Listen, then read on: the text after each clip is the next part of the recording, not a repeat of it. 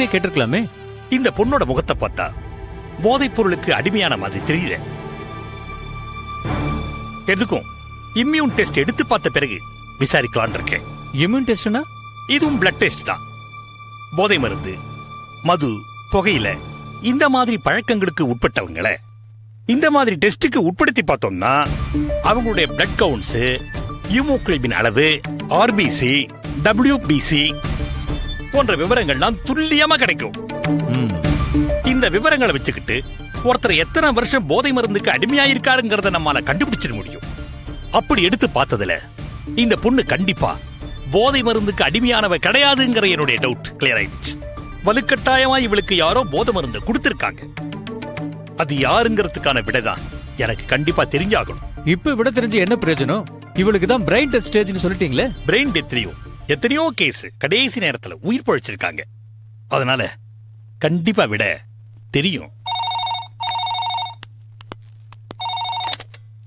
Hello doctor, அந்த பொண்ணு சீதா தேவியோட பேரண்ட்ஸ் ஒரிஜினல் இல்லையோன்னு டவுட்டா இருக்கு டாக்டர். என்னது? ஒரிஜினல் பேரண்ட்ஸ் இல்லையா? ஆமா டாக்டர். எதை வச்சு சொல்றீங்க? கொஞ்சம் மானிட்டர் ரூமுக்கு வாங்க டாக்டர். ஓகே. நர்ஸ் டாக்டர், இந்த பொண்ணுக்கு நினைவு திரும்பின உடனே எனக்கு இன்ஃபார்ம் பண்ணுங்க. Okay doctor. ரகு வா. ஓகே.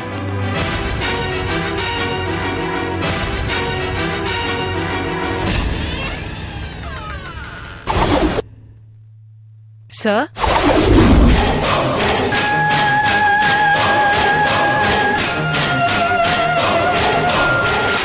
Charu, yes sir.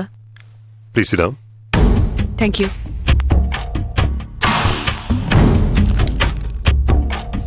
உங்களுக்கு காமிக்கிறதுக்காக $1 million குற்றம்னு ஒரு குறும்படம் என்கிட்ட இருக்கு. இன்டர்வியூ ஆரம்பிக்கிறதுக்கு முன்னாடி நீங்க ஒரு தடவை அத பார்த்தா உங்களுக்கு நல்லது. Thank you sir. இதுக்கு என்ன அர்த்தம்? இவ்வளவு டீடைலா படிச்சீங்களே சார். இனிமே இத பத்தி நான் சொல்றதை விட நீங்க பாக்குறது தான் நல்லது. என்ன பார்க்கணும்? உங்களை சம்பந்தப்படுத்தின வீடியோவை.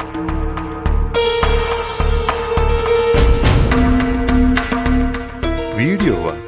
எஸ். புரியலையே. இப்ப புரியும்.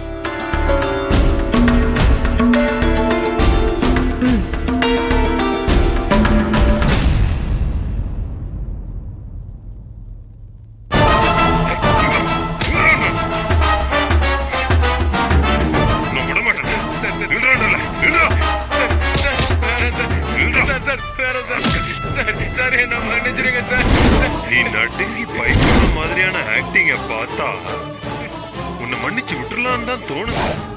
ஆனா நீ செஞ்ச துரோகத்தை நினைச்சா இந்த துப்பாக்கி கூட சுடு சுடுன்னு சுடுது.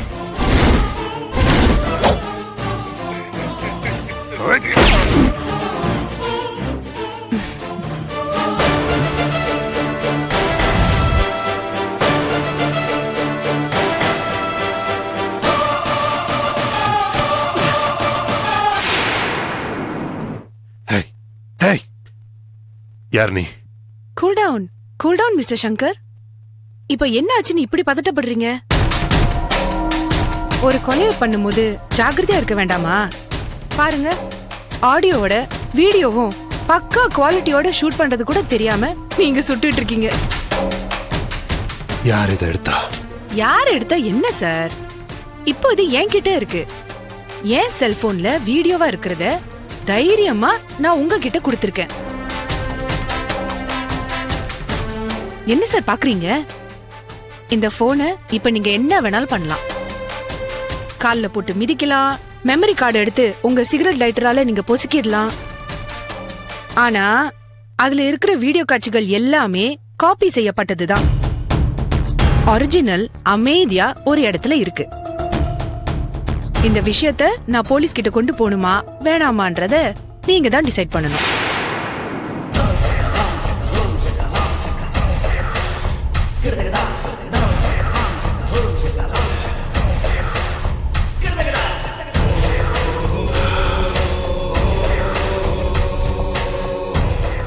உனக்கு எவ்வளவு பணம் வேணும்? பயங்கர ஷார்ப் சார் நீங்க. நேரடியா பிசினஸ்க்கே வந்துட்டீங்க.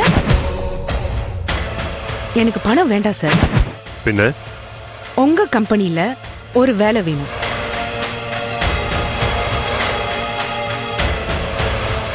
வேலையா? ஆமா சார். என்னடா லட்சக்கணக்குல பணம் கேட்காம வேலை வேணும்னு கேக்குறான்னு பாக்குறீங்களா? லட்சக்கணக்குல பணத்தை கேட்டா நீங்க கொடுத்துருவீங்க. நான் அதை வாங்கி எந்த கணக்குல காட்டி நான் பேங்க்ல போடுறது சொல்லுங்க? என்னோட அப்பா ஒரு சாதாரண கிளர்க்கா இருந்து ரிட்டையர் ஆயிட்டாரு. ஒரே ராத்திரியில நான் பணக்காரி ஆகுறத விட உங்க கம்பெனில ஒரு நல்ல வேலை போட்டு கொடுத்தீங்கன்னா அது எனக்கு ரொம்ப உதவியா இருக்கும். நான் எம்எஸ்சி ஐடி முடிச்சிருக்கேன். யூனிவர்சிட்டி ரேங்க் சர்டிபிகேட்ஸ் எல்லாம் கொண்டு வந்திருக்கேன்.